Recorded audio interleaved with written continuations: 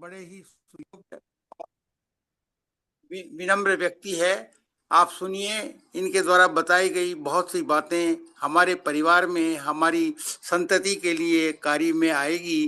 तो जैसे पुराना ज्ञान जो है वो रिवाइव होगा और हम भी अपने आने वाली संतानों को बहुत सी व्याधियों से बचा पाएंगे।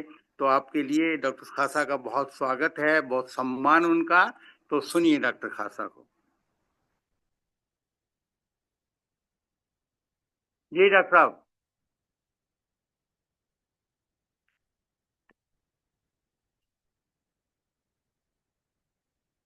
आ गए डॉक्टर साहब। हाँ डॉक्टर साहब, यहाँ पर म्यूट, हाँ उसको वो कर लीजिए। रेड रेड लगा हुआ है और उसको काट दीजिए ताकि आप आपकी आवाज हमें सुन सके।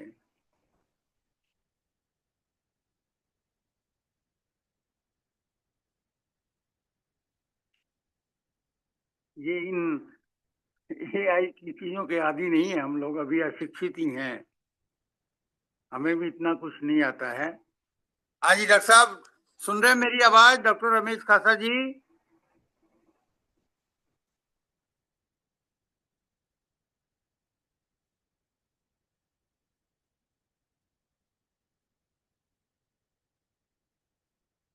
उनके साथ ही बैठना चाहिए था मुझे। हाँ हाँ जी जी। वर्मा जी। जी जी सर, सब आपका इंतजार कर रहे हैं, आइए। आवाज आ गई? बिल्कुल आ गई आवाज, आप दिखाई भी दे रहे हैं, आवाज भी आ रही है और बड़ी अच्छा। प्रभावशाली आवाज है आपकी। हाँ सुनाइए। चलो ठीक है Verma ji. Good morning everybody. Hello. जी जी। हाँ। आपकी आवाज आएगी जी, उनकी सबकी आवाज नहीं आ पाएगी आप तक। आप बोलिए, सुन रहे हैं सब। अच्छा ठीक है Verma ji. Thank you doctor खासा जी। हमारी महिला पतंजलि योग समिति द्वारिका की ये क्लास है, जिसमें हम लोग सुबह 5:30 बजे से 7 बजे तक नियमित रूप से योगाभ्यास करते हैं। और संडे को हमारे डॉक्टर का एक लेक्चर रहता है, जिसमें आज की कड़ी में आपका बहुत बहुत स्वागत है। और अब आप धन्यवाद। आपका जो विषय है, शिशुओं की देखभाल कैसे करनी चाहिए, उस विषय पर आप प्रकाश डालिए। Thank you very much. हाँ जी। प्रोफेसर वर्मा जी ने जो मुझे जिम्मेवारी दी है, भाई जो नवजात शिशु हैं उनकी देखभाल कैसे की जाती है, उसके बारे में मैं आप लोगों को थोड़ा सा बताऊंगा। दरअसल नवजात शिशु जो है वो हम जन्म से लेके 28 दिन तक, जो हमारी मेडिकल डेफिनेशन होती है, उसको हम नवजात शिशु कहते हैं, जन्म से लेके 28 दिन तक। लेकिन प्रैक्टिकली जो है, जो 3 महीने तक का बच्चा होता है, अ, उसकी सारी प्रक्रियाएं नवजात जैसी ही होती हैं। तो प्रैक्टिकली ये मानो कि 3 महीने तक के बच्चे जो है उनको हम जैसे नवजात की तरह ही ट्रीट करते हैं। और नवजात शिशु जो है उसकी देखभाल जो है, ऐसा नहीं है कि नवजात शिशु की देखभाल पैदा होने के बाद शुरू होती है। नवजात शिशु की देखभाल का जो सबसे बड़ा हिस्सा है, जो 9 महीने का है, वो माँ के गर्भ में है। देखभाल वहीं से शुरू हो जाती है। जैसे ही माँ जो है गर्भ धारण करती है, बल्कि मैं तो कहूँगा उससे पहले ही जो है ये देखभाल शुरू हो जाती है। क्योंकि माँ का स्वास्थ्य जो है वो बहुत जरूरी है। माँ जो है स्वस्थ हो, माँ को कोई बीमारी ना हो, माँ को कोई खून की कमी ना हो, माँ को कोई इन्फेक्शन ना हो, और माँ की एज भी प्रॉपर हो। यूजुअली जो है यंग एज होती है, चाइल्ड मैरिज होती हैं, तो उनमें जो है माँ जो है प्रॉपरली बच्चा धारण करने के लिए तैयार नहीं होती है। तो माँ स्वस्थ होनी चाहिए, सबसे पहले जरूरी यही है। और दूसरा, जैसे ही माँ गर्भ धारण करती है तो बच्चे की देखभाल शुरू हो जाती है। माँ की सेहत का ध्यान रखना, उनकी जो है खुराक का ध्यान रखना, फिर जो है उनको जैसे ही गर्भ धारण होता है, आप लोगों ने देखा होगा कि जैसे बच्चा पैदा होता है तो उसके कमर में या सिर के पीछे जो है कई बार फोड़ा हो जाता है। तो मेडिकल साइंस ये कहती है कि इस फोड़े का जो कारण है वो फोलिक एसिड की डेफिशिएंसी होती है। तो जैसे ही माँ गर्भ धारण करती है तो फोलिक एसिड की टेबलेट जो है उसको शुरू कर देनी चाहिए गर्भ धारण करते ही, और ये 3 महीने तक देनी चाहिए। उसके बाद जो है जैसे जैसे गर्भ बढ़ता है तो माँ को जो है आयरन फोलिक एसिड की टेबलेट दी जाती हैं। फिर जो है माँ को जो है टेटनस के 2 टीके लगाए जाते हैं। ये भी सब बच्चे की देखभाल में ही आता है। तो माँ को जो 2 टीके हम लगा रहे हैं वो माँ के लिए तो है ही हैं प्रोटेक्शन, वो बच्चे को भी प्रोटेक्शन करती। तो माँ को 2 टीके लगाना, पहले 3 महीने में फोलिक एसिड की टेबलेट देना, उसके बाद जो है आयरन फोलिक एसिड की टेबलेट देना, और फिर जो है माँ का जो है रेगुलर चेकअप होना, जिसको हम एंटीनेटल चेकअप कहते हैं। जो अ, जैसे अपने प्रधानमंत्री जी ने जो अ, जो है प्रोग्राम शुरू किया हुआ, हर महीने की 9 तारीख को हर गर्भवती माँ का चेकअप होगा। तो उस तरह का मतलब इवन बिना प्रोग्राम के भी जो है माँ को जो है एक गायनेकोलॉजिस्ट के पास, ट्रेंड गायनेकोलॉजिस्ट के पास अपना जो है चेकअप शुरू करवा देना चाहिए। 3 महीने के बाद ही जो है चेकअप शुरू कराना चाहिए, और जैसे ही गायनेकोलॉजिस्ट एडवाइज करती हैं उसी हिसाब से उनसे जो है मिलते रहना चाहिए, ताकि कोई माँ में कोई दिक्कत है, बच्चे में कोई दिक्कत है, अल्ट्रासाउंड होते रहते हैं, तो ताकि उसका पता लगाया जा सके। और यदि प्रेगनेंसी हाई रिस्क है, हाई रिस्क प्रेगनेंसी है, भाई माँ की हाइट कम है, या माँ को खून की कमी है, माँ को कोई इन्फेक्शन है, माँ को कोई क्रोनिक बीमारी है, हार्ट की बीमारी है, कोई किडनी की बीमारी है, कोई शुगर की बीमारी है, तो उसी हिसाब से जो है फिर आगे की जो है प्लानिंग की जाती है। और जैसे ही डिलीवरी शुरू होती है तो माँ को जो है तुरंत जो है अच्छे, जो भी गायनेकोलॉजिस्ट है उसका फॉलोअप चल रहा है, इलाज चल रहा है, तुरंत वहाँ ले जाना चाहिए। क्योंकि घर पे प्रसव का रिस्क जो है आज के दिन नहीं लेना चाहिए। तो एक अच्छे अस्पताल में जाएं। आजकल सरकार भी बहुत सुविधाएं दे रही है, हर हॉस्पिटल में जो है डिलीवरी होती है, जरूरत पड़े तो सिजेरियन भी होते हैं। तो इस तरह से जो ये पहले 9 महीने का पार्ट है, माँ की देखभाल, माँ को इंजेक्शन, माँ को टेबलेट्स, तो ये बच्चे के लिए बहुत जरूरी है। क्योंकि माँ स्वस्थ होगी, अगर माँ अच्छी खुराक लेगी तो बच्चे का वजन भी सही होगा। तो बच्चे का वजन सही होगा तो बच्चे का फिटनेस भी अच्छी होगी, बच्चे का सर्वाइवल भी अच्छे होगा। क्योंकि जो कम वजन होता है बच्चे का, जिन बच्चों का वजन कम होता है वो रिस्क में ज्यादा होते हैं। जो कम वजन, हम ये कहते हैं भी यदि 2.5 किलो से बच्चे का वजन कम है तो वो कमजोर माना जाता है। और कम से कम 2.5 किलो तो होना चाहिए। बाकी इंडिया में एवरेज जो है बच्चे का वेट जो है 2 किलो 800 ग्राम, 3 किलो के आसपास है, एवरेज इतना होना चाहिए। तो वेट कम है तो वो जो है उस बच्चे को रिस्क ज्यादा होता है, उसको जो है इन्फेक्शन के चांसेस बढ़ जाते हैं। बहुत कमजोर बच्चा होगा तो प्रॉपर फीडिंग नहीं ले पाएगा। तो बच्चे का वजन बढ़िया हो, और ये बहुत जरूरी है। दूसरा ये है कि जैसे ही बच्चा पैदा होता है तो सबसे जो जरूरी है वो है माँ का दूध। बच्चे को पैदा होने के आधे घंटे बाद ही माँ का दूध शुरू करवा देना चाहिए। क्योंकि माँ का दूध ही सबसे उत्तम बच्चे के लिए आहार है। आजकल जो है हम ट्रेंड देख रहे हैं कि जो है लोग जो है ऊपर का दूध पिलाना शुरू कर देते हैं, शुरू से ही बच्चे को बोतल लगा देते हैं, बोतल से दूध पिलाना शुरू कर देते हैं।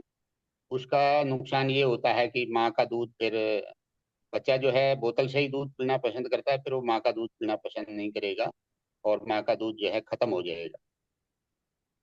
तो सबसे जरूरी है कि जितना जल्दी हो सके माँ का दूध पिलाएं।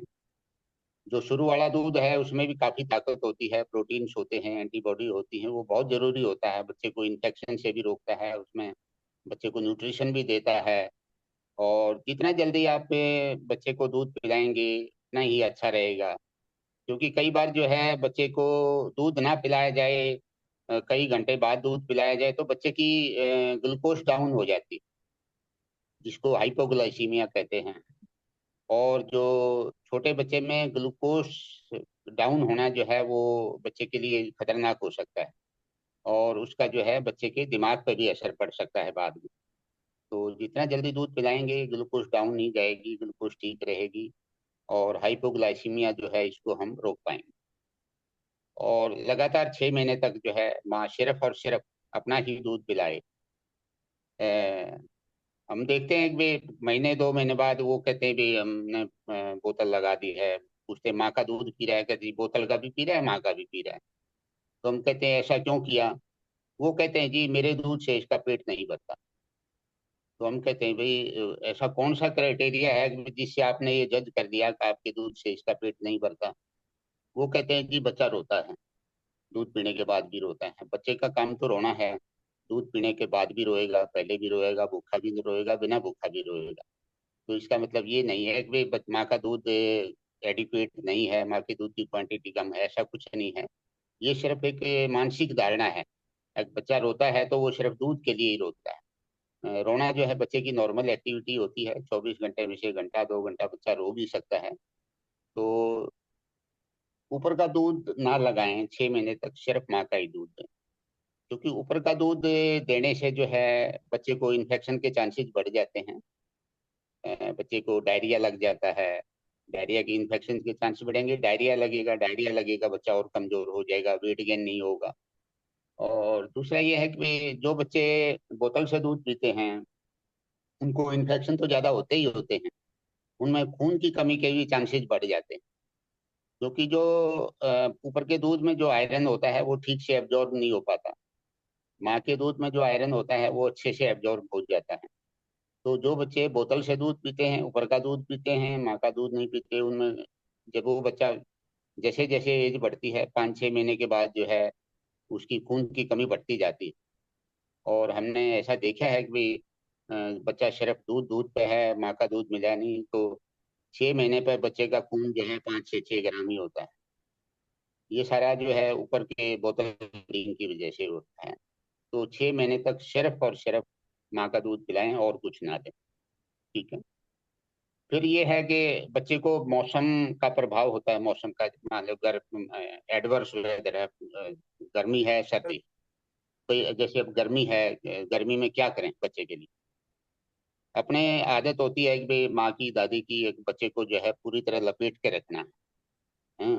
कई बार तो कहते हैं भाई पंखा भी ना चलाओ, कूलर भी ना चलाओ, एसी भी ना चलाओ, बच्चे को लपेट के रखो। तो कई बार हमने देखा है कि भाई जैसे जब हीट वेव होती है, लू चल रही होती है, तो हमारे पास से ऐसे न्यू बॉर्न भी आए हैं, बच्चा पैदा हुआ है और कुछ घंटे बाद ही उसका टेम्परेचर 105-106 हो गया। तो वो इसी कारण से है कि भी जो है बच्चे को ज्यादा ढक दिया, बच्चे को ज्यादा गर्मी में रखा गया। तो बच्चे को जो है प्रॉपर उसमें रखें, गर्मी से बचाएं। बहुत गर्मी के मौसम में बहुत ज्यादा ढकने की जरूरत नहीं होती है। आप पंखा भी चलाइए, पंखा चला सकते हैं, एसी भी चला सकते हैं, कूलर भी चला सकते हैं। बाकी है कि जो एसी और कूलर की हवा जो है वो बच्चे को सीधी नहीं लगनी चाहिए, डायरेक्ट। आपने मैं ये समझाता हूँ माओ को कि आपने जो है कमरे को ठंडा करना है, बच्चे को ठंडा नहीं करना। क्योंकि सीधी हवा लगेगी तो बच्चा ठंडा होएगा। तो बच्चे को साइड में रखना है। तो एसी का टेम्परेचर बहुत कम ना रखें। कई पेरेंट्स जो है 18 डिग्री सेंटीग्रेड रख लेते हैं, 20 रख लेते हैं। वो बच्चे के लिए ठीक नहीं है। जो बच्चे के लिए आइडियल टेम्परेचर है, इट शुड बी अबव 25 और अराउंड 28, दैट इज बेटर। तो बच्चे को अ, गर्मी से बचाना है, बाहर जाने से बचें, सफर से बचें, धूप में जाने से बचें, जितना हो सके कम से कम सफर करें। दोपहर के टाइम सफर ना करें, सुबह शाम सफर करें, गाड़ी में भी एसी चलाएं। तो बच्चे को जो है गर्मी से बचाना। दूसरा जो है, जब एक्सट्रीम सर्दी होती है भाई दिसंबर जनवरी, तो उस टाइम जो है बच्चे को सर्दी से भी बचाना होता है। बच्चे को उस मौसम में बच्चे को अच्छे से कवर करके रखिए। बनियान पहनाइए, सबसे नीचे बनियान, फिर कमीज पहनाइए, फिर स्वेटर पहनाइए, जुराब पहनाइए, कैप पहनाइए। तो ये सारी चीजें जो है, अ, दस्ताने पहनाइए। बच्चे को अच्छे से कवर करके रखना। कंबल, फिर उसको कंबल उड़ाइए। और बहुत एक्सट्रीम सर्दी हो तो, वैसे तो अपना एरिया ऐसा है कि यहाँ जो है आमतौर पर हीटर की जरूरत नहीं पड़ती है। तो बहुत एक्सट्रीम सर्दी हो तो जो है हीटर का भी यूज किया जा सकता है। लेकिन 24 घंटे हीटर नहीं चलाना। और क्योंकि हीटर जो है वो ह्यूमिडिटी को खत्म करता है, हवा की ह्यूमिडिटी को खत्म करता है, और वो बच्चे के लिए किसी के लिए भी ठीक नहीं है, बच्चे के लिए तो ठीक नहीं है। और ऑयल हीटर्स का यूज करें तो बेटर रहता है। तो और कई पेरेंट्स कहते हैं रात को हीटर चला के पूरी रात हीटर चलता रहता है। पूरी रात हीटर चलाना वो भी ठीक नहीं है। तो रात को जब दरवाजे बंद हो जाते हैं तो ढक लेते हैं बच्चे को, तो सर्दी लगने की जो है गुंजाइश का नहीं होती। और ये भी कहते हैं कि भाई माँ को जो है, माँ बच्चा बच्चा माँ के क्लोज रहना चाहिए। जितना क्लोज रहेगा तो माँ की गर्मी भी जो है उसको जो है मिलती रहेगी। तो और उसका टेम्परेचर जो है डाउन नहीं जाएगा। क्योंकि टेम्परेचर डाउन चला जाता है वो भी एक खतरे वाली घंटी होती है। टेम्परेचर बहुत ज़्यादा जाना भी खतरे वाली घंटी होती है। और जब बच्चे का टेम्परेचर कम हो जाएगा, जिसको हम हाइपोथर्मिया कहते हैं, तो आप जब अपने हाथ के पीछे से, हथेली के पीछे वाले हिस्से को बच्चे को टच करेंगे, बच्चे की बॉडी को टच करेंगे, तो आपको वो थोड़ा सा गर्म लगना चाहिए। यदि थोड़ा सा गर्म लगता है तो इसका मतलब टेम्परेचर ठीक है। और यदि आपके हथेली के पीछे का एरिया जो है वो टच करते हो वो ठंडा लगता है, तो इसका मतलब बच्चे का टेम्परेचर कम है। और बहुत गर्म लगता है तो इसका मतलब ज्यादा है। तो थोड़ा सा ठंडे गर्म का आइडिया जो है आप इस तरह से लगा सकते हैं। आजकल तो डिजिटल थर्मामीटर आते हैं, आप घर पे थर्मामीटर भी रख सकते हैं, बच्चे का बुखार चेक कर सकते हैं। तो ठंड से भी बच्चे को बचाना है, जैसे गर्मी से बचाना जरूरी है उतना ही ठंड से भी बचाना जरूरी है।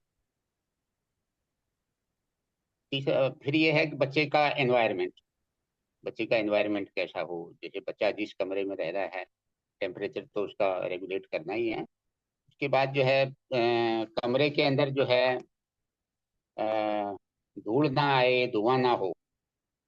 कमरे के अंदर धूल धुआं नहीं होना चाहिए।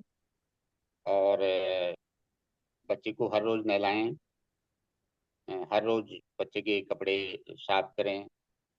हर रोज बेड शीट चेंज करें। कमरे के अंदर कोई स्मोकिंग ना करे।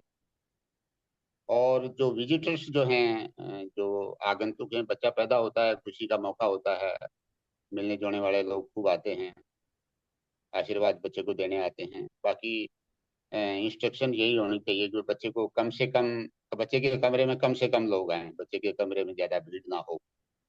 और जो भी बच्चे को टच करे पहले अपना हाथ साबुन से धोए और साफ तौलिए से पोंछे, उसके बाद ही बच्चे को टच करे। यदि किसी को cough cold, nasal discharge, sneezing है, तो वो बच्चे के पास आने से बचे। बाहर का हो चाहे घर का मेंबर भी हो, वो भी 5-7 दिन क्लोज जाने से बचे। क्योंकि यदि वायरल इन्फेक्शन है तो बच्चा बच्चा के पास हो जाएगा तो बच्चे को भी इन्फेक्शन हो सकता है। तो छोटे बच्चे को कफ कोल्ड स्नीजिंग इसी से भी परेशानी काफी हो जाती है। तो जिसको इन्फेक्शन है वो जो है बच्चे से थोड़ा 5-7 दिन दूर रहे। और बच्चे को रोज नहलाएं, सफाई रखें।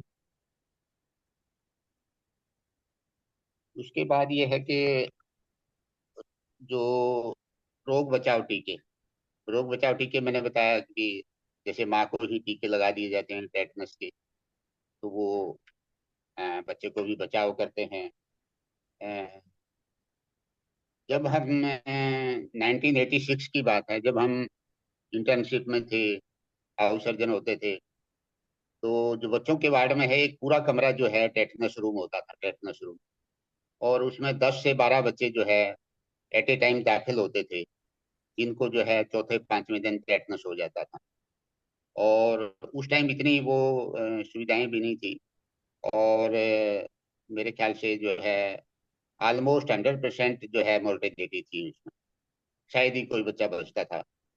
और अब जो है हमें शायद ये हो गया कि 20 साल हो गए, 20-25 साल हो गए, हमने कोई बच्चे में टेटनस का मरीज नहीं देखा है।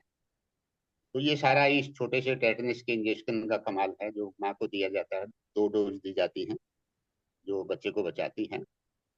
दूसरा ये है कि एक पीलिया होता है, हेपेटाइटिस बी, काला पीलिया जिसको कहते हैं। वो भी एक बड़ी खतरनाक बीमारी है। यदि बच्चे को हो जाए वो, तो वो बच्चा जो है, उसका लीवर जो है 90% चांसेस होते हैं वो खराब हो जाएगा। तो आजकल ये है कि जैसे गर्भ के दौरान भी माँ की स्क्रीनिंग करते हैं, भाई माँ को हेपेटाइटिस बी तो नहीं है, कैरियर तो नहीं है, पता लग जाता है। जैसे ही बच्चा पैदा होता है, यदि माँ को हेपेटाइटिस बी है तो एंटीबॉडी भी दी जाती है। बाकी जो हेपेटाइटिस बी का इंजेक्शन है वो तो रूटीन में दिया जाता है। 24 घंटे के अंदर अंदर हर बच्चे को, न्यूबॉर्न को हेपेटाइटिस बी का इंजेक्शन लग जाना चाहिए। और पोलियो की ड्रॉप्स, 2 बूंद पोलियो की वो पिला देनी चाहिए। और बीसीजी का इंजेक्शन भी उसी टाइम हॉस्पिटल में लग जाए तो अच्छा होता है। कई बार बीसीजी का इंजेक्शन उपलब्ध ना हो तो विदिन 2 वीक्स वो लगवाया जा सकता है। तो रोग बचाव टीके जो है लगवाने हैं। उसके बाद जो है, जैसे ही आपका जो फिजिशियन है, बच्चे का फिजिशियन है, पीडियाट्रिशियन है, उसके बाद जैसे ही वो बताता है तो उसके हिसाब से 1.5 महीने पे, 2.5 महीने पे, 3.5 महीने पे जो भी टीके होते हैं वो बच्चे को लगवाने चाहिए। अब ये है कि भाई बीमार बच्चा बच्चा सही है, बीमार है, तो ये जानना भी बहुत जरूरी होता है। कई बार ये होता है कि पेरेंट्स लेके आते हैं, दादा दादी लेके आते हैं, बच्चा जो है, बच्चे को हमें कोई दिक्कत लग रही। तो कुछ लक्षण ऐसे होते हैं जो पेरेंट्स जो है खुद भी जो है घर पे नोट कर सकते हैं, जिनको हम खतरे के लक्षण कह सकते हैं। यदि बच्चे का सांस काफी तेज चल रहा है, तो ये, और बच्चा जो है वो कहते हैं ना ग्रंटिंग, फुर्न आ रहा है बच्चा, बच्चे का सांस काफी तेज है, बच्चे की सांस में खिंचाव है, छाती और पेट के बीच में जो है गड्ढा बनता है सांस लेते टाइम, तो इसका मतलब ये है कि भी बच्चे को सांस में लेने में दिक्कत हो रही है। तो यदि बच्चे का सांस तेज है, पेट और छाती के बीच में गड्ढा बनता है, और बच्चा फुर्ना रहा है, टसक रहा है, जिसको टसकना कहते हैं, ऐसा है तो तुरंत उसको जो है आप जो है हॉस्पिटल लेके जाइए। दूसरा ये है कि जैसे बच्चा पैदा होता है तो उसको पीलिया होने के चांसेस होते हैं, जॉन्डिस जिसको कहते हैं। और आमतौर पर ये पीलिया जो है 48 घंटे बाद शुरू होता है, तीसरे दिन शुरू होता है, तीसरे चौथे 5वें दिन ये बढ़ता है, और 5वें दिन के बाद ये ऑटोमेटिकली डाउन आना शुरू हो जाता है। तो ये भी ध्यान रखना चाहिए, बच्चे को देखते रहना चाहिए। कई बार ये है कि भाई पुराने टाइम में माँ को अंधेरे में रखते थे, बच्चे को भी अंधेरे में रखते थे, लेकिन आजकल ऐसा नहीं है। बाकी जो है पीले का पता लग जाता है, लाइट मुंह से ही पता लग जाता है, नाक पीला है, चेहरा पीला है, तो आप जो है बच्चे को देखिए, बच्चे के तालवे को भी टच करके देखिए, हथेली को भी टच करके देखिए। यदि तालवा, हथेली ये भी आपको पीले लगते हैं तो इसका मतलब ये है थोड़ा सा पीलिया ज्यादा है, तो आप जो है उसको हॉस्पिटल लेके जाइए। और यदि आपका पीडियाट्रिशियन समझता है कि कोई खास बात नहीं है, नॉर्मल है, तो ठीक है। और यदि वो ज्यादा समझते हैं तो टेस्ट कर सकते हैं, क्योंकि पीलिया ज्यादा होता है तो फिर बच्चे को लाइट के नीचे रखना पड़ता है, उसको फोटोथेरेपी देनी पड़ती है। क्योंकि पीलिया बहुत ज्यादा बढ़ने से जो है वो दिमाग भी असर कर सकता है। दिमाग के अंदर पीलिया जम जाता है तो बच्चे का दिमाग भी हो सकता है, उसको मेंटल रिटार्डेशन हो सकती है, सेरिब्रल पाल्सी हो सकती है। तो पीलिया का भी शुरू के जो 5-7 दिन में इसमें ध्यान रखना बहुत जरूरी होता है। उसको इग्नोर नहीं करना होता। दूसरे तीसरे दिन से, यदि पहले दूसरे दिन ही पीलिया हो जाता है तो वो बड़ा खतरनाक है। जो तीसरे दिन होता है, थोड़ा बढ़ता है, तो फिर वो ऐसी बात नहीं है। पीलिया काफी कॉमन है। यदि 100 बच्चे होते हैं तो 65% में पीलिया हो जाता है।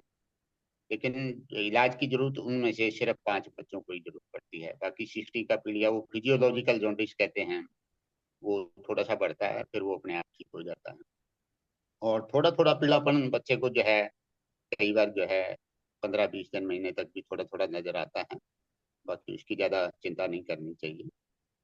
आ, फिर ये है कि मान लो सपोज करो बच्चा, मैंने टेम्परेचर का मैंने बताया था, temperature low temperature high temperature वो भी एक खतरे की घंटी है। और फिर ये है बच्चे को मान लो बच्चा नीला, बच्चे बच्चे का मुंह नीला लगता है, हाथ पैर नीले लग रहे हैं, तो वो भी एक चिंता की बात है। क्योंकि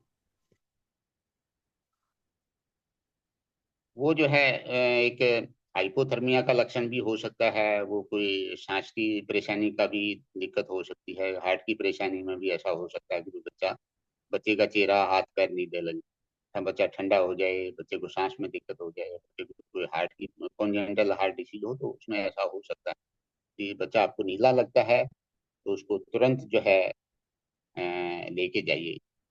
और जो माँ होती है, दादी होती है, वो बच्चे की पहली पीडियाट्रिशियन होती है। क्योंकि वो रोज बच्चे को देखती है, सुबह से शाम तक देखती है, बच्चे का यदि कोई रूटीन चेंज होता है तो सबसे पहले माँ को, दादी को ही पता लगता है। और यदि माँ और दादी को ये महसूस होता है कि बच्चा ठीक नहीं लग रहा है, मतलब उसको हम जो है अपनी मेडिकल टर्म में कहते हैं कि the child simply doesn't look well, तो यदि ऐसा आप महसूस करते हैं तो तुरंत बच्चे को लेके जाइए। क्योंकि बच्चा कुछ बता नहीं सकता, बच्चे कई बार कोई साइंस नहीं होते, तो कई बार बच्चा ये सुस्त हो जाता है, दूध पीना कम कर देता है, तो ये भी एक खतरे का लक्षण है। और तुरंत बच्चे को जो है हॉस्पिटल के अंदर ले जाना चाहिए। कई बार ये होता है कि जैसे डिलीवरी होती है, कई बार डिफिकल्ट डिलीवरी होती है, टाइम ज़्यादा लग जाता है, कई बार बच्चा देर से रोता है, तो इस कंडीशन में भी जो है बच्चे को, यदि बच्चा देर से रोता है तो उसको भी जो है डॉक्टर के पास ले जाना चाहिए। कई बार कमेड़े आ जाते हैं बच्चे को, छोटे बच्चों को कमेड़े आ सकते हैं।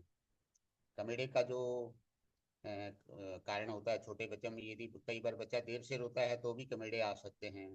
कई बार कैल्शियम की कमी से, ग्लूकोज की कमी से कमेड़े आ सकते हैं।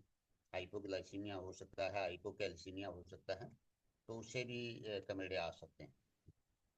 तो ये भी ध्यान रखना है, यदि बच्चे को कमेड़े हैं तो तुरंत बच्चे को हॉस्पिटल लेके जाइए। तो ये इन सब बातों का ध्यान रखना चाहिए। मेरे ख्याल से जो ब्रॉड जो चीजें हैं वो मैंने आपको बता दी हैं।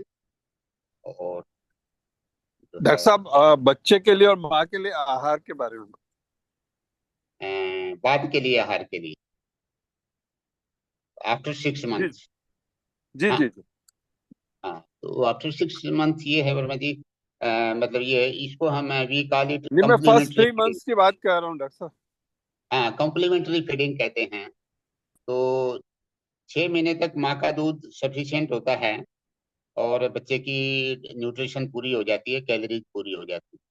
लेकिन उसके बाद जो है बच्चे की कैलोरीज सिर्फ माँ के दूध से पूरी नहीं हो सकती, इसलिए कॉम्प्लीमेंट्री फीडिंग जरूरी है।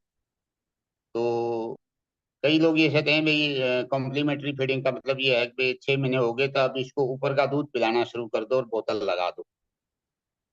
मतलब दैट इज नॉट करेक्ट। मतलब 6 महीने बाद ऊपर का दूध शुरू कर देना और बोतल लगा देना, वो बड़ा खतरनाक है। कॉम्प्लीट फीडिंग का मतलब ये है कि आप बच्चे को दूध दो, दही दो, लस्सी दो, जो भी दो, और साथ में जो है जैसे दूध में खिचड़ी, दूध में दलिया, दूध में बिस्किट, दूध में केला, ऐसे दीजिए। दूध बोतल से मत दीजिए, दूध अकेला मत दीजिए, उसके साथ दीजिए। अकेला भी दे सकते हैं, बाकी इट इज बेटर कि आप उसमें कुछ घोलें, खिचड़ी दलिया बिस्किट केला घोलें, ताकि बच्चे की कैलोरीज बढ़े, बच्चे की डाइट बढ़े। दही लस्सी, दही खिचड़ी, दही दलिया, दही केला दे सकते हो, मूंग की दाल दे सकते हो। और जैसे जूस वगैरह होते हैं, आप घर में निकाल के थोड़ा सा 1-2 चम्मच जूस दे सकते हो। तो ये चीजें 6 महीने के बाद शुरू कर देनी चाहिए। पहले 3 महीने में माँ को क्या खाना चाहिए डॉक्टर साहब? अ, वैसे तो कोई वो नहीं है, स्पेशल डाइट नहीं है वर्मा जी। बाकी ये है कि पुराने टाइम की हम देखते हैं कि जो पुरानी मदर इन लॉ होती थी, वो कहती ये नहीं खाना, वो नहीं खाना, वो नहीं खाना, वो नहीं खाना, ये खाने से बच्चे को वो हो जाएगा, ये खाने से बच्चे को ये हो जाएगा। एक तो चीज ये है कि माँ के खाने से बच्चे को कोई दिक्कत नहीं होती है। माँ यदि कुछ खाती है तो उसका बच्चे के ऊपर कोई प्रभाव नहीं होता, नंबर एक। दूसरा ये है कि माँ जब कुछ खाएगी ही नहीं तो उसको जो है बच्चे को क्या न्यूट्रिशन देगी। तो माँ की डाइट अच्छी होना जरूरी है। बहुत जैसे पहले कहते थे भाई घी खाना है, ये खाना है, बहुत ज्यादा मीठा खाना है, ऐसा कोई जरूरी नहीं है। अब भाई बहुत ज्यादा घी खाना है, बहुत ज्यादा मीठा लेना है, ये कोई जरूरी नहीं है। जो नॉर्मल डाइट है वो खिचड़ी खा सकते हैं, दलिया खा सकते हैं, चपाती भी खा सकते हैं, सब्जी सलाद दूध सब कुछ खा सकते हैं। कोई रिस्ट्रिक्शंस नहीं होता है, सब कुछ खाना चाहिए। जो नॉर्मली डाइट दूसरे फैमिली मेंबर खा रहे हैं, सेम डाइट जो है मदर खा सकती है। फ्रूट्स खाए, सब्जी खाए, सलाद खाए, दालें खाए, हरी सब्जियां खाए, सब कुछ खा सकती है। दूध पिए, दूध दही लस्सी सब पी सकती है। कोई रिस्ट्रिक्शंस नहीं है। जो बैलेंस डाइट है वो माँ को देनी चाहिए। क्या वो ठंडी चीजें खा सकती हैं? देखो ऐसा है वर्मा जी, ठंडी चीजें तो ये है कि भाई जिसका टेम्परेचर कम है तो वो तो मेडिकल साइंस के हिसाब से तो किसी को भी नहीं लेनी चाहिए, मेरे को भी नहीं लेनी चाहिए, आपको भी नहीं लेनी चाहिए। बाकी वन से भाई कोई ऐसा कर्फ्यू नहीं है। शी कैन टेक, ले सकती है भाई, कभी कोल्ड ड्रिंक्स ले, कभी आइसक्रीम लेना चाहे, कोई ठंडा दूध लेना चाहे, ले सकती है। अ, तो उसमें कोई ऐसी परेशानी वाली बात नहीं है। बाकी बहुत गर्म लिक्विड, बहुत ठंडे लिक्विड, तो दोनों ही जो है जो ह्यूमन फिजियोलॉजी है उसके अकॉर्डिंग नहीं है, उसके अगेंस्ट।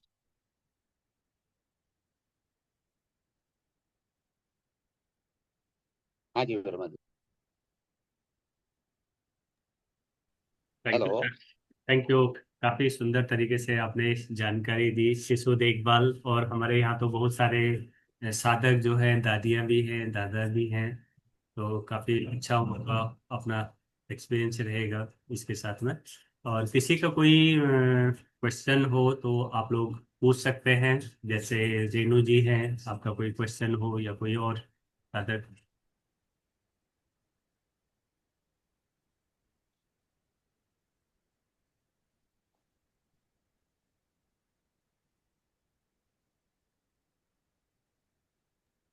सर मेरी आवाज आ रही है? जी जी, आ रही है, बताइए। हाँ हाँ मैम, आ रही है मैम। हाँ जी डॉक्टर साहब, एक प्रश्न पूछना था कि जैसे 4 मंथ का बेबी है और किसी कारण वो माँ का दूध नहीं ले पा रहा, तो उसको बॉटल फीड देनी पड़ रही है, तो उसको बार बार इन्फेक्शन हो जाता है। चम्मच से भी दूध देते हैं, तो इसका क्या हल है? मतलब इस समस्या को कैसे थोड़ा दूर किया जा सकता है? दूध तो बॉटल से ही देना पड़ रहा है, लेकिन उसको ना हर थोड़े दिन बाद इन्फेक्शन हो जाता है, जबकि बॉटल वगैरह सब स्टरलाइज बहुत अच्छे ढंग से करते हैं और जितना प्रिकॉशन उसकी लिए होता है वो सब करते हैं। इसका कोई हल बताइए डॉक्टर साहब। तो मैम जैसे आप कह रहे हो कि इन्फेक्शन हो जाता है, तो उसका क्या मतलब है? इन्फेक्शन का क्या लक्षण आता है बच्चे में, ये बताओ आप मेरे वो उसको मतलब दूध पीना थोड़ा बंद कर देता है और पेट खराब हो जाता है उसका। को। दस्त लग जाते हैं। हाँ जी। फिर मेडिसिन देखो देते ऐसा हैं होता दो है। दिन फिर ठीक हो जाता है। हाँ हाँ। अ, ऐसा होता है मैम, जैसे कि, अ, जब सर्जन जो है सर्जरी करता है तो पेशेंट ऑपरेशन थिएटर में होता है और सारी प्रिकॉशन ली जाती हैं। तो कई बार फिर भी जो है घाव में इन्फेक्शन हो जाता है। तो इसमें ये है कि हम कई बार सारी प्रिकॉशंस लेते हैं भाई, बोतल को भी उबालते हैं, दूध को भी उबालते हैं, लेकिन कई बार फिर भी इन्फेक्शन हो जाता है। और फिर क्या होता है, इन्फेक्शन होने से जो है कई बार क्या होता है, बच्चे को जो है एक टर्म होती है हमारी लैक्टोज इंटॉलरेंस हो जाती है, क्योंकि जो मिल्क होता है उसमें लैक्टो शुगर जो होती है वो लैक्टोज होती है। हाँ और जी। एक जो है इंटेस्टाइन के अंदर एक एंजाइम होता है लैक्टेस। तो वो लैक्टेस एंजाइम जो है लैक्टोज को डाइजेस्ट करता है। तो यदि बच्चे को डायरिया लग जाए तो उसको जो है लैक्टोज इंटॉलरेंस हो जाती है। तो लैक्टोज इंटॉलरेंस होने से जो दूध हम बच्चे को देंगे वो हजम नहीं होगा, क्योंकि उसमें लैक्टोज है, तो वो जो है फिर दस्त बन के निकलता रहेगा।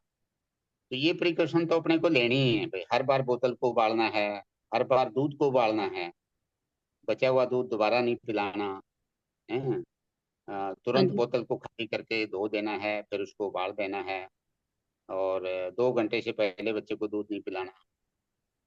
तो ये अच्छा जी। प्रिकॉशंस तो शुगर वगैरह मिलाने की आवश्यकता नहीं होती है, दूध में शुगर मत मिलाइए, ऐसा कैसा दीजिए, पानी भी मत मिलाओ, शुगर भी मत मिलाओ। तो फार्मूला है तो फार्मूले के हिसाब से दीजिए। गाय भैंस का है तो भैंस के दूध की आप मलाई उतार सकते हैं।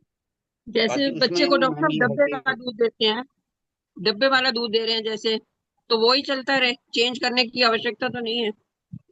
मैम हम लोगों का थोड़ा सा तजुर्बा ये है कि भाई 6 महीने तक जो है ये फार्मूला ही दे दिया जाए तो अच्छा है। 6 महीने बाद आप ठीक। गाय भैंस का दे दीजिए, कोई दिक्कत नहीं। वैसे तो पहले भी दे सकते हैं, ऐसा कोई रिस्ट्रिक्शंस नहीं है। पर ये है कि भाई थोड़ा सा कंप्लायंस और वो जो है थोड़ा सा उसमें फार्मूला में बेटर है, क्योंकि दूध कितना पुराना है, तब उसको स्टोर करना, उसको रखना, फ्रिज में रखना, फिर निकालना, फिर गर्म करना, इधर से उधर ट्रांसफर करना, तो थोड़ा सा वो काम इजी हो जाता है। तो आफ्टर 6 मंथ्स आप दे सकते हैं, ऊपर का भी दे सकते हैं, गाय भैंस का दूध दे सकते हैं।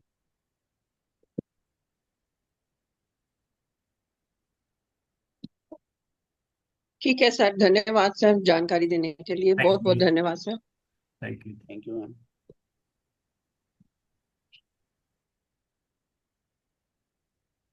किसी और का कोई क्वेश्चन? सर ने इतनी अच्छी जानकारी दी कि बहुत सारे लोग तो अभी अनभिज्ञ जैसे हो गए हैं, और बहुत सारे लोग जो अभी नवजात शिशुओं की देखभाल कर रहे हैं उनको याद आ रहा होगा।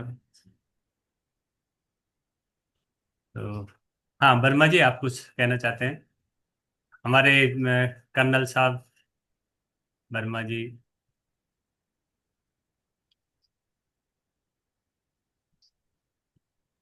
या हाँ वर्मा जी डॉक्टर आप। खासा हाँ आवाज। हाँ। डॉक्टर खासा साहब, सब्जेक्ट मैटर काफी अच्छी तरह से कवर किया आपने। अ, जो देखा जा रहा है कि ऑल ओवर द वर्ल्ड बच्चों का इनिशियल देखभाल नहीं होने की वजह से काफी कुछ डिजीजेज हो जाती हैं और उसमें मॉर्टेलिटी रेट जो है काफी हाई हो जाता है। आगे आने वाले समय में जबकि इंडिया में भी कोविड का असर हो गया है, उसको मद्देनजर रखते हुए अगर आप कुछ सलाह दें कि बच्चों को किस तरह से, स्पेशली नवजात शिशु को किस तरह से प्रोटेक्ट कर सकते हैं, क्योंकि वो बहुत जरूरी है। वो उनमें जो है इतना स्टेमिना नहीं होता है जो इससे कि उसको बर्दाश्त कर सके। तो ज्यादातर वो बच्चे बुजुर्ग, लेकिन नवजात को तो इन एनी केस वो थोड़ा भी असर हो तो बहुत मुश्किल हो जाता है। You have covered the subject very well, but इसके बारे में थोड़ा अगर बता दें तो that will be very good. Thank you very much doctor, wonderful. तो ये है कि जो कोविड जो है, फॉर्चुनेटली जो बच्चों में जो है जितने भी पीछे एपिडेमिक हुए हैं, तो बच्चों में बहुत ज्यादा नहीं हुआ है, और बच्चों में मोर्टेलिटी भी बहुत ज्यादा नहीं हुई है। लेकिन बच्चों में कोविड नहीं होता ऐसा नहीं है, होता है, बच्चों में भी होता है। और कोविड जो है न्यूबॉर्न में भी हो सकता है। तो बेस्ट प्रोटेक्शन तो ये है कि जैसे मैंने बताया भाई, किसी भी इन्फेक्शन के लिए वो होता है कि यदि किसी को भी कुछ सिम्टम्स हैं, खांसी है, जुकाम है, बुखार है, कफ कोल्ड है, वो बच्चे से दूर रहे। और यदि घर में कोई, मान लो माँ को कोविड हुआ है, किसी घर के दूसरे मेंबर को कोविड हुआ है, और बच्चे को सिम्टम आने शुरू हो जाते हैं, बच्चे को बुखार शुरू हो जाता है, बच्चे को दस्त लगने शुरू हो जाते हैं, बच्चे को कोई सांस में दिक्कत हो जाती है, उल्टी शुरू हो जाती है। यदि बच्चे में कोई लक्षण नहीं है तो नथिंग टू वरी। और यदि बच्चे में कोई लक्षण आते हैं, उल्टी होती है, दस्त होता है, बुखार होता है, खांसी होती है, कोई सांस में दिक्कत होती है, तो बच्चे को भी जो है तुरंत जो है हॉस्पिटल ले जाना चाहिए, और उसका जो है उसका भी टेस्टिंग करवानी चाहिए। क्योंकि हमने देखा है कि क्योंकि बड़ा आदमी तो बता देता है, सिम्टम्स बता देता है, न्यूबॉर्न जो है बता नहीं सकता। You have to keep high index of suspicion. तो बच्चे में कोई भी कोविड कोविड से उसका कांटेक्ट है, एपिडेमिक है, घर में कोई मरीज है, और बच्चे में कोई सिम्टम शुरू हो जाता है, तो यू शुड बी अलार्म। तो अपना मेडिकल एडवाइस जल्दी से जल्दी उसको देना। डॉक्टर साहब, थैंक यू। मेरा थैंक भी यू एक प्रश्न है। जैसा आपने बताया था कि गर्भ धारण के करते समय ही फोलिक एसिड की टेबलेट्स दी जाती है आयरन की कमी को दूर करने के लिए, और सरकारी स्कूलों में भी सरकार की तरफ से आयरन की गोलियां खिलाई जा रही है लड़कियों को। तो मैंने और ये भी खबरें आती है कि कुछ लड़कियां खा के बीमार हो गई, कुछ को वोमिटिंग हो गई। तो ये एक नेगेटिव या साइड इफेक्ट होता है शायद फोलिक एसिड का। तो मेरा पूछना यह है कि क्या हम आयरन की कमी को प्राकृतिक आहार के माध्यम से भी पूरा कर सकते हैं? अच्छा, ये है वर्मा जी, जैसे जो फोलिक एसिड है ना, जी फोलिक एसिड टेबलेट सिर्फ गर्भवती महिलाओं को देते हैं पहले 3 महीने। फोलिक एसिड, आयरन अलग है, फोलिक एसिड अलग है। और जो उसके बाद जो है, जो आयरन दिया जाता है, वो उसमें iron folic acid mostly combination होता है। फोलिक एसिड की टेबलेट अलग आती है गर्भवती महिलाओं के लिए। बाकी जो जिसमें भी खून की कमी है, भाई 10 साल की बेटी है, 15 साल की है, 20 साल की है, या बाद में गर्भवती महिलाएं हैं, तो उनको आयरन फोलिक एसिड की टेबलेट देते हैं। तो क्या होता है, कई कई जो जैसे आयरन साल्ट होते हैं ना, कई आदमी उनको हजम हजम नहीं कर पाते, उनको जो है टॉलरेट नहीं कर पाते, तो उनको गैस्ट्राइटिस हो जाती है, किसी को डायरिया भी लग जाता है, नौतिया हो जाता है। तो ये एक साइड इफेक्ट है आयरन टेबलेट्स का। और इसका तो तरीका यही है कि सब में नहीं होता, भाई 5-10% में हो सकता है ऐसा, भाई उल्टी लग जाए, 10 लग जाए, वो लग जाए। और इसका तो तरीका यही है कि भाई जो डाइट जो है, डाइट ही अच्छी हो, क्योंकि आयरन का जो मेन सोर्स है वो है ग्रीन लीफी वेजिटेबल्स। जी ग्रीन लीफी जी। वेजिटेबल्स जो कि मेरे ख्याल में बहुत कम यूज की जाती है फैमिलीज में। इसके ऊपर भी बथुआ है, सरसों है, पालक है, कोई बंद गोभी है। तो इस तरह की चीजें जो है वो जो है ज्यादा यूज करनी चाहिए। कोई भी ग्रीन चीज है, भाई खीरा खाइए, आप जो है सेब खाइए, केला खाइए, अनार खाइए, चीकू है, पपीता है, जितने भी फ्रूट्स हैं, वेजिटेबल्स हैं, वो उनमें आयरन होता है, आयरन के अच्छे सोर्स हैं वो। और स्पेशली ग्रीन लीफी वेजिटेबल्स। बाकी ये एक मैं वो उसका नाम भूल गया, क्या कहते हैं उसको, जो रेड रेड सा होता है, क्या चुकंदर कहते हैं? हाँ, चुकंदर जो होता है वो भी अच्छा सोर्स होता है आयरन का। हाँ, थैंक यू डॉक्टर साहब, काफी सुंदर तरीके से आपने सारे क्वेश्चनों का आंसर दिया, और बहुत अच्छे से आपने बताया कि बच्चों के शिशुओं की देखभाल किस तरह से करनी चाहिए। लेकिन जनरली बहुत सारे लोगों का मेरे मन में भी एक क्वेश्चन आ रहा है कि मैं भी लोगों को बोलता हूँ कि मतलब जैसे वो कोई साथ के हैं या कुछ है कि 6 महीने तक बच्चों को माँ का ही दूध देना चाहिए, लेकिन आज के टाइम पर तो मैं 99 लोगों से यही सुनता हूँ कि वो तो फर्स्ट डे से ही नहीं देते हैं। तो इसका रीजन क्या होगा? क्या मतलब माँ दूध क्यों नहीं देती होंगी, या क्या ये रीजन रहता होगा? और फिर बच्चे जो है तो जैसे अभी रेणु जी ने ही बताया कि हमने भी कोशिश करी, तो लेकिन 2-3 महीने के बाद ही मतलब बच्चे को बोतल से ही दूध देना पड़ रहा है, जबकि 6 महीने तक, साल भर तक, पहले जमाने में तो साल भर कहते थे, अब आप 6 महीने कह रहे हैं। तो अब 3 महीने, फिर 2 महीने, 1 महीने, कोई पहले दिन से ही नहीं देते, तो इसका रीजन क्या होगा? आप क्या फाइंड आउट कर पाए? इस, इसका ये रीजन देखो वर्मा जी, फिजियोलॉजिकली यदि मदर फिट है तो there is no reason to believe माँ का दूध जो है बच्चे के लिए सफिशिएंट नहीं है 6 महीने तक। यदि माँ हेल्थी है, माँ को कोई बीमारी नहीं है, माँ ठीक डाइट ले रही है, तो there is no reason to suspect कि माँ का दूध जो है कम है। ये सिर्फ एक हमारी मानसिक धारणा है कि भाई बच्चा रोता है, मैंने बताया था, तो वो कहते हैं माँ का दूध कम है। बाकी थोड़ा सा ट्रेंड जो है दैट इज चेंजिंग, जो मॉडर्नाइजेशन जो है उसकी जो प्राइस जो है हम लोग पे कर रहे हैं, तो अ, इसको जो है थोड़ा सा प्रमोट करने की जरूरत है, क्योंकि ब्रेस्ट फीडिंग से बढ़िया और कोई चीज नहीं है। और इसके बहुत सारे रिperकशन होने वाले हैं। देखो, ब्रेस्ट फीडिंग नहीं होगी बच्चे की, इवन ये कहते हैं कि ब्रेस्ट फीडिंग होती है तो बच्चे की साइकोलॉजिकल मेंटल डेवलपमेंट अच्छी होती है, और खून की कमी कम होती है, वेट गेन बढ़िया होता है, और जो है साइकोलॉजिकल इफेक्ट होते हैं। इवन मदर को भी एडवांटेज है। मदर का जो है जैसे वेट गेन कम होता है, मदर को जो है अ, ऐसा आगे जाके ऐसा होएगा वर्मा जी, जो ब्रेस्ट कैंसर है ये जो है ये और ज्यादा बढ़ेगा, क्योंकि ब्रेस्ट फीडिंग जो है वो मदर को जो है ब्रेस्ट कैंसर से भी प्रोटेक्ट करती है। तो मतलब जो एक तो जो ब्रेस्ट फीडिंग नहीं करती जो ladies, they are at risk, they are at more risk of breast cancer. तो it is going to be disasters in future.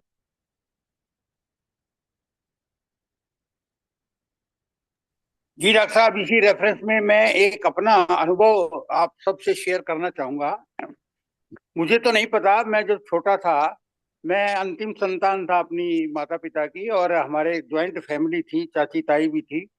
तो हम 3 बच्चे पैदा हुए थे एक साथ, एक एक 1.5 महीने के अंतर पर। मुझे बाद में बताया गया कि मैं शरारती था और मैं सबका दूध पियाता था, चाची का भी, ताई का भी, अपनी माँ का भी पीता था। मैंने 4 4 साल तक दूध पिया है, और मैं समझता हूँ शायद उसी का कारण है कि मैं आज जीवन में कभी कोई बीमारी को मैंने फेस नहीं की, और अभी भी मैं 75 पे आकर हेल्दी हूँ और ठीक हूँ। शायद यही कारण है, क्योंकि वह जो है बिल्कुल अमृत के समान होता है। और सभी को मैं भी यही कहूंगा कि परमात्मा ने इस लायक बनाया है आपको, ब्रेस्ट इसीलिए तो बनाई है कि आप बच्चों को दूध पिला सके। बिल्कुल। तो अपना अच्छी डाइट लीजिए ताकि ज्यादा दूध बने। ये और बता दीजिए डॉक्टर साहब कि माँ जो है वो क्या डाइट खाए जिससे कि उसके स्तनों में दूध ज्यादा बने। वो मैं पहले भी बताया वर्मा जी, ऐसा देर इज नथिंग स्पेशल। जो जो एक बैलेंस डाइट होती है जो बाकी आदमी लेते हैं वो मदर को भी लेनी चाहिए।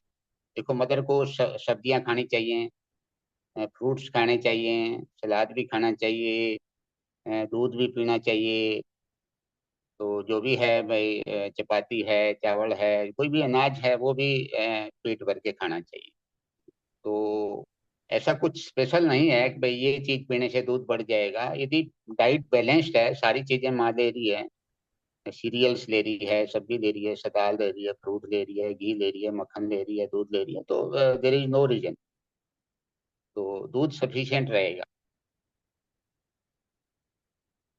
और दूसरा ये है वर्मा जी, जो जिस जिस मकान की जो फाउंडेशन मजबूत होती है ना, उस मकान की लाइफ भी ज्यादा होती है। आपकी फाउंडेशन मजबूत है तो जो शुरू, इसलिए मैं कह रहा हूँ, जो मैं कह रहा हूँ भी, जो बच्चे की देखभाल जो है गर्भ से ही शुरू हो जाती है, क्योंकि वो फाउंडेशन है। फाउंडेशन मजबूत होगी तो आगे और भी बढ़िया होगा। तो फाउंडेशन का मजबूत होना बहुत जरूरी है। 2 साल तक तो माँ को दूध पिलाना चाहिए, पिला सकती हैं।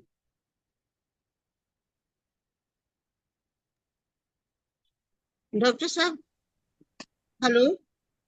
हाँ जी मैम। वो बच्चे को मालिश मतलब कैसे करनी चाहिए, कब करनी चाहिए, कब से शुरू करनी चाहिए और किस तेल से? जैसे हम लोग शुरू शुरू में तो सरसों के तेल से किया जाता था।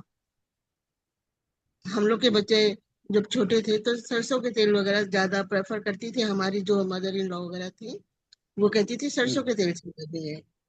तो उनको कब से शुरू करनी चाहिए, मालिश करनी चाहिए, कब से करनी चाहिए, किस तेल से करनी चाहिए? देखो मैम, ऐसा है कि जो मालिश जो है, हम लोग जो है आमतौर पे ये कहते हैं भी पहले महीने में तो रहने दो। एक महीना तो बच्चे को ना डिस्टर्ब करो, एक महीना तो उसको ऐसा ही रहने दो, एक महीने बाद ही शुरू करो। और दूसरा ये है मैम, जो मालिश जो है मालिश किस चीज से आप करते हो कोई फर्क नहीं पड़ता। नारियल का तेल है, घी है, सरसों का तेल है, कोई फर्क नहीं पड़ता।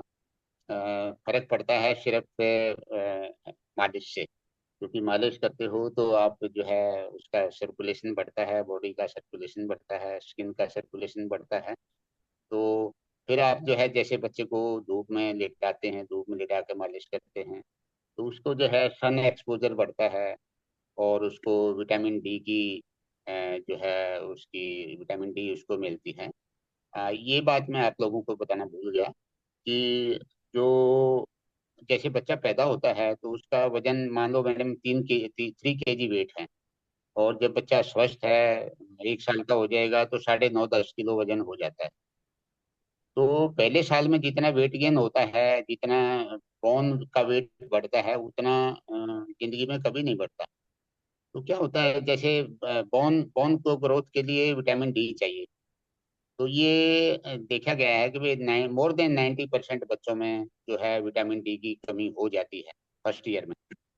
तो आजकल हम लोगों का ये भी एक गाइडलाइंस हैं कि जो भी बच्चा पैदा होता है उसको विटामिन डी की डोज जो है सप्लीमेंट करनी चाहिए बर्थ के कुछ दिन बाद ही, हफ्ते बाद, 10 दिन बाद। तो विटामिन डी उसको डेली डेली डोज 400 यूनिट होती है, डेली डोज उसको देनी चाहिए और 1 साल तक देनी चाहिए। क्योंकि सिर्फ मालिश से भी आपकी विटामिन डी की पूर्ति नहीं हो सकती। तो आजकल जो पीडियाट्रिशियन हमारे हैं, एसोसिएशन है हमारी, उनका ये मत है कि भाई हर बच्चे को 1 साल तक विटामिन डी की डोज, डेली डोज देनी चाहिए।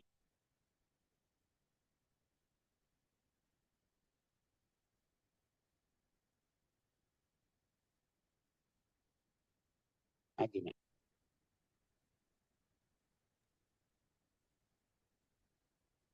Thank you. बहुत बहुत धन्यवाद डॉक्टर साहब आपका। और समय भी बहुत तेजी से बढ़ रहा है, 8 बज चुके हैं, 1 घंटा आपका पूरा सेशन हो गया है। और बहुत अच्छी जानकारी दी आपने। और बहुत अहम जानकारी है आज के परिवेश में, क्योंकि लोगों को इतना वो नहीं होता है, अकेले अकेले किस परिवार रह गई है। पहले संयुक्त परिवार में दादा दादी सब लोग इकट्ठे रहते थे तो सब एक दूसरे से साझा कर लेते थे बातें। आज के डेट में ये चीज़ें बहुत कम हो गई हैं। तो आपने बहुत सुंदर जानकारी दी। इन्हीं के साथ में हम आज की क्लास को समापन करने से पहले एक शांति पाठ कर लेते हैं, उसके बाद क्लास का समापन करते हैं। भरें गहरा लंबा सांस, एक दीर्घ ओम का उच्चारण, तत्पश्चात शांति पाठ। ओ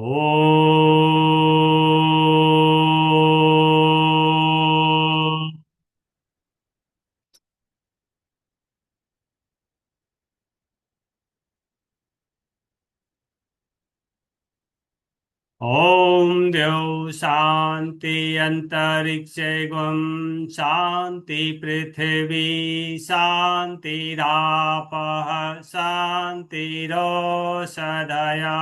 शांति वनस्पतयः शांतिर्विश्वे देवाः शांति ब्रह्म शांति सर्वगम शांति शांतिरेव शांति सामा शांतिरेधि।